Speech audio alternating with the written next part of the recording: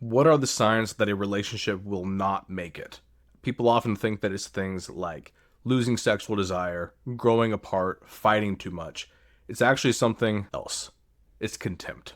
When researchers looked at couples who eventually split versus those who stuck it out through challenges, the one factor that constantly emerges over and over again is the presence of contempt in how partners treat each other. If they contempt each other, if there's contempt, it won't last. If there isn't, if there's genuine respect and concern for the other, then they often will make it. And contempt isn't just anger or frustration or being confused at the other person's behavior. Those are normal, healthy emotions to have. Contempt is darker. It's the belief that your partner is beneath you. It shows up as mockery, eye rolling, sarcasm, condescension, dismissal. It's the difference between I'm frustrated that you're late again and of course you're late. Why would I expect anything better from you? If that's how you view your partner, it's basically already over. And contempt isn't just about the exact words. It's about the shift in how you see your partner. No longer as an equal worthy of respect, but as someone deficient. And this contempt shows up in a couple different areas. One is indifference. It's the whatever response. It's the I don't care about you. I don't care who you are. So no matter what you tell me, I just gonna just roll it off. I'm not gonna care. And at this point, you basically just exist as roommates. Contempt also goes hand in hand with neglect. So you just stop investing in each other. People like this will often meticulously maintain their cars, homes, or careers while letting their relationship just crumble. And it will accumulate. Canceled date nights, forgotten agreements, unacknowledged efforts. And neglect isn't usually dramatic. It's the gradual choice to put the relationship last over and over again. And contempt often goes hand in hand with violence. And it's not just physical aggression, though it is that.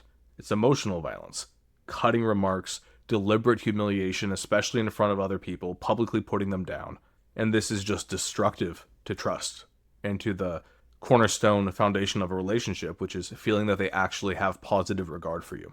Many people that are at this stage speak more respectfully to strangers than to their own partners. Most relationships don't begin with this feeling of contempt. No one walks down the aisle or starts dating while thinking, I can't wait to eventually despise this person.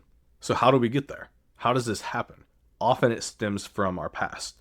We bring our entire history into the relationship, especially the unhealed parts, and those early experiences of love, abandonment, control, and shame from our childhood, from our adolescence, from our early adulthood, unconsciously shape how we handle closeness, trust, and conflict as adults. Oftentimes it's interesting where we will present one way when the relationship is beginning, and it shifts once we have security, and we show up as different people.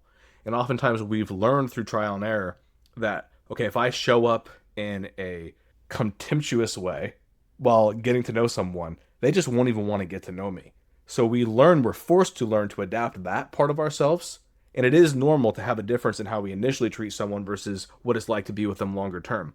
But that part, it's like we're just running on autopilot based off all of the shit that we've accumulated, all of the shame, all the insecurity, all of the negative patterns from parents or whoever you might have seen model relationships in your youth. And so these old wounds lead us to lash out, withdraw, feel shame in ways that often have little to do with our partner, but then it leaves you having contempt for the other person because of how negatively they're treating you. I think we often put too much on our partners as well. We look to our partner to be our best friend, passionate lover, co-parent, therapist, business consultant, social director, motivational coach, intellectual equal, spiritual companion, and we then start to get mad at them if they don't tick off every single one of those boxes. This isn't an excuse to marry someone that's not going to be your best friend. This is an excuse to marry someone that isn't going to be a good parent. But what it is saying is life can be very difficult. There's a lot of different things we want out of life. And putting all of our hopes and expectations and dreams entirely on one person, you're going to set yourself up to be disappointed in them and then to eventually despise them. So how can you fix contempt? If you've already recognized, shoot, I have this feeling toward my partner and I don't want to. The first thing you can do is if you recognize you have it and you genuinely don't appreciate them for who they are, like in the relationship now, stop putting them through that. But if you realize You've developed these patterns, but it's not how you actually feel. You just need to do the opposite and begin to cultivate appreciation. This means actively looking for what your partner does right instead of cataloging their failures. It means expressing gratitude for small efforts and not grand gestures. It means choosing to see their limitations with compassion instead of judgment. And this doesn't happen by accident. It requires intentional effort. So think of small ways that you can show them that appreciation.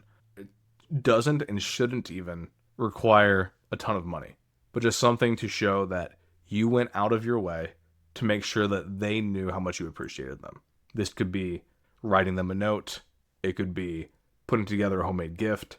It could be doing something that they've said they've wanted to do with you and you've put it off for a long time and now you're showing interest in their interests. It could be pausing when looking at them in the middle of a conversation over dinner and complimenting them for something about their character that you haven't really complimented, at least not in a long time. And so if you're wanting to predict whether a relationship will last, whether it's your own or someone else's, don't look at their sex life. Don't look at how often they fight. Look at how they treat each other during ordinary moments. Look for the presence or absence of contempt. Do they speak to each other with basic respect even during disagreements? Or do they roll their eyes, mock each other's concerns, and dismiss one another? Do they maintain curiosity about the other person's interests, likes, fears, hopes? Or have they decided that they already know everything worth knowing about the other person? Do they say thank you? Do they seem genuinely grateful for what the other person brings to the table? The good news is that contempt, though deadly, isn't inevitable. With awareness, intention, and consistent effort, couples can create a culture of respect, appreciation, and genuine love for each other. Because at the end of the day, you will fight, you will disagree, but will you choose to respect and appreciate each other? That will determine everything else.